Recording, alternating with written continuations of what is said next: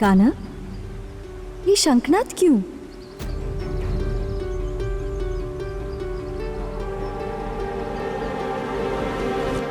राधे, इस शंखनाद से प्रश्नों का एक महासंग्राम आरंभ होने जा रहा है। ये महासंग्राम जन्म लेने वाले हर मनुष्य को सत्य असत्य, धर्म अधर्म की पहचान कर अपने जीवन का मार्ग चुनने का अवसर देगा। अद्भुत कान्हा। तो कब होगा ये महासंग्राम का आरंभ? उस महासंग्राम का आरंभ हो चुका है राधे। मेरा भक्त परीक्षित अपने प्रश्न का पहला तीर संधान करने जा रहा है। मेरे पांडुकुल पर वासुदेव श्री कृष्ण की दया दृष्टि हमेशा बनी रही है। उन्हीं के आशीष की वजह से आज मैं आप महान ऋषि मुनियों के बीच बैठा हूं। मैं जानना चाहता हूं, क्या है मृत्यु? महर्षि वशिष्ठ, भक्त परीक्षित के प्रश्न का उत्तर आप दीजिए। हम जीवन की बात तो कर सकते हैं, किंतु मृत्यु की बात नहीं कर सकते परीक्षित, क्योंकि हम तो जीवित हैं। मृत्यु का स्वाद तो हमने चखा ही नहीं। मृत्यु की बात उचित नहीं। आप उचित प्रश्न पूछिए परीक्षित। ठीक है महर्षि, मृत्यु की नहीं, हम जीवन की बात करते हैं। क्या है जीवन में सबसे बड़ा शुभ कर्म? ज्ञान। ज्ञान की प्राप्ति ही जीवन का सबसे शुभ कर्म है। क्षमा करें महर्षि भृगु, परंतु मैं आपकी बात से सहमत नहीं हूं। केवल ज्ञान के माध्यम से ही अच्छे कर्मों की प्राप्ति नहीं हो सकती। लंकेश्वर रावण भी महाज्ञानी था, परंतु उसके किसी भी कर्म को शुभ कर्मों की श्रेणी में नहीं रखा जा सकता। अज्ञान को दूर करने के लिए ज्ञान का प्रकाश आवश्यक है, परंतु सिर्फ ज्ञान से ही अच्छे कर्मों की प्राप्ति नहीं हो सकती। तो आपका दर्शन क्या है महर्षि अंगिरा? मेरा दर्शन दान को ही सर्वश्रेष्ठ मानता है, क्योंकि दान ही केवल एक ऐसा माध्यम है जिससे शुभ कर्मों को करते हुए मनुष्य पुण्य की प्राप्ति कर सकता है। ऋषिवर अंगिरा, यदि दान से शुभ कर्मों की प्राप्ति होती तो इस संसार के सबसे बड़े दानवीर असुरराज बलि को रोकने के लिए भगवान विष्णु को वामन अवतार लेने की जरूरत नहीं थी। दान से उपजे शुभ कर्मों ने बलि की रक्षा क्यों नहीं की? मैं आपके तर्क से सहमत हूं महर्षि गौतम। आपका दर्शन क्या कहता है?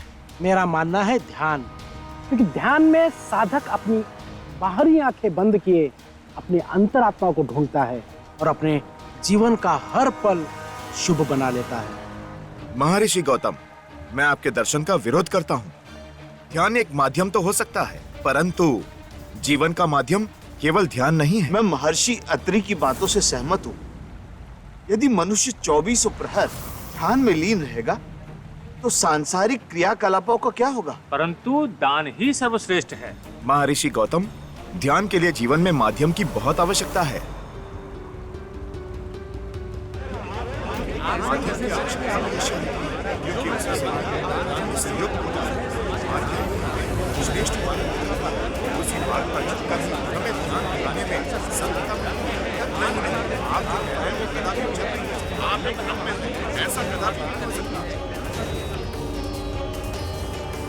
क्षमा करें, यह समय वाद विवाद और शास्त्रार्थ का नहीं है। 7 दिन में मेरी मृत्यु होने वाली और हर एक पल मेरे लिए बहुत भारी है।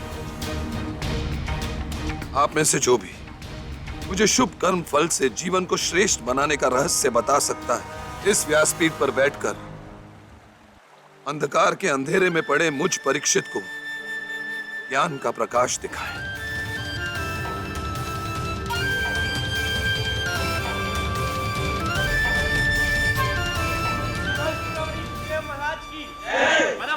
सुखदेव महाराज की परमहंस चूड़ामणि सुखदेव महाराज की परमहंस चूड़ामणि सुखदेव महाराज की परमहंस चूड़ामणि सुखदेव महाराज की परमहंस चूड़ामणि सुखदेव महाराज की परमहंस चूड़ामणि सुखदेव महाराज की परमहंस चूड़ामणि सुखदेव महाराज की परमहंस चूड़ामणि सुखदेव महाराज की परमहंस चूड़ामणि सुखदेव महाराज की परमहंस चूड़ामणि सुखदेव महाराज की परमहंस चूड़ामणि सुखदेव महाराज की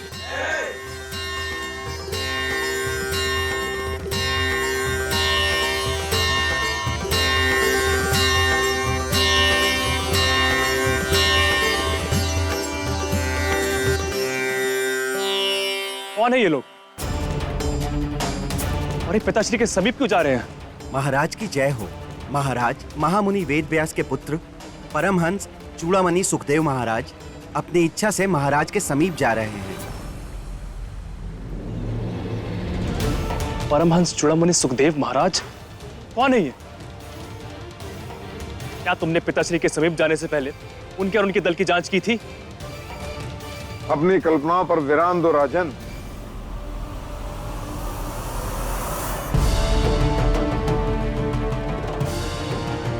सुखदेव महाराज ऋषियों के ऋषि, स्वयं महादेव ने उन्हें अमृतों का पाठ सुनाया था और स्वयं श्री कृष्ण उन्हें माता के गर्भ से निकालने आए थे।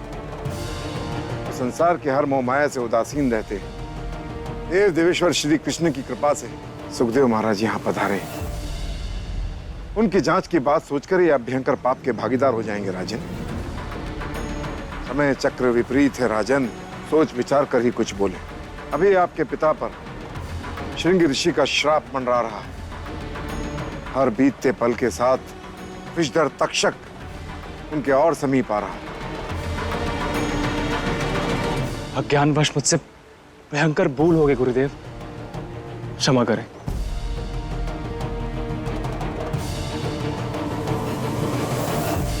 परंतु पिताश्री को ना तो शाप का ताप लगेगा और ना ही तक्षक का विष, और पितु वो यहाँ पे आने का साहस नहीं करेगा। गुरुवार भूलवश यहाँ पे पहुंच भी गया तो पिताश्री के समीप पहुंचने से 4 कोस पहले ही उसे मृत्यु लोक तक पहुंचा दिया जाएगा, क्योंकि सैनिकों के साथ नागों को वश में करने वाले सपेरे निरंतर बीन बजाकर सर्पों को आकर्षित कर रहे हैं और उनके पास आते ही उन्हें मृत अवस्था में पहुंचा दे रहे हैं। आपने वही किया राजन जो पांडव अब तक करते आए, परंतु आप चिंतित ना हो गुरुदेव, तक्षक पिताश्री के समीप नहीं पहुंचेगा। श्रृंगी ऋषि का शाप असफल रहेगा। ये वीर अभिमन्यु के पौत्र, धर्मज्ञ परीक्षित के पुत्र जन्मेजय की प्रतिज्ञा है। परंतु इतिहास साक्षी है राजन, पांडवों ने अपनी ली हुई प्रतिज्ञा प्राण देकर भी पूरी की है। मैं आपके उत्साह को ठेस नहीं पहुंचाना चाहता, परंतु अच्छा होगा राजन आप इस प्रतिज्ञा का त्याग कर दें। क्षमा करें गुरुदेव, परंतु धनुष से निकला हुआ बाण और मुख से कही हुई बात वापस नहीं लौटती। प्रतिज्ञा ले ली गई। यदि तक्षक यहां आया तो अवश्य मारा जाएगा।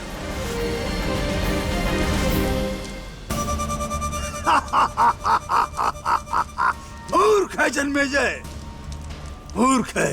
वो हमें भयभीत करना चाहता है। रुद्रपुत्र नागराज तक्षक को इस पल की प्रतीक्षा तो हमें युगों युगों से थी। परीक्षित हमारा भोजन बनेगा।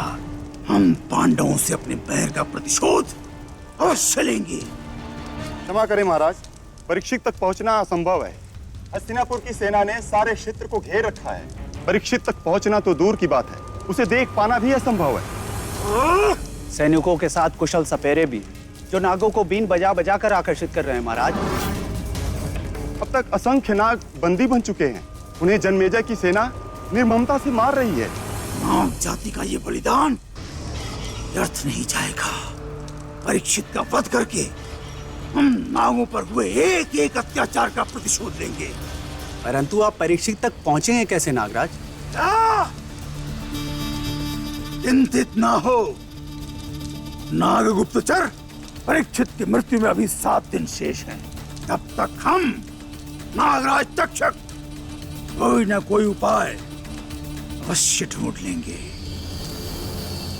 हमारा आदेश है कि गंगा तट और उसके आसपास से सभी नाग दूर चले जाएं और संपूर्ण नाग जाति मिलकर एक ऐसे विष का निर्माण करे, एक ऐसा घातक विष जिसके प्रभाव को तंत्र, मंत्र, पूजा, अनुष्ठान या किसी भी औषधि से समाप्त ना किया जा सके।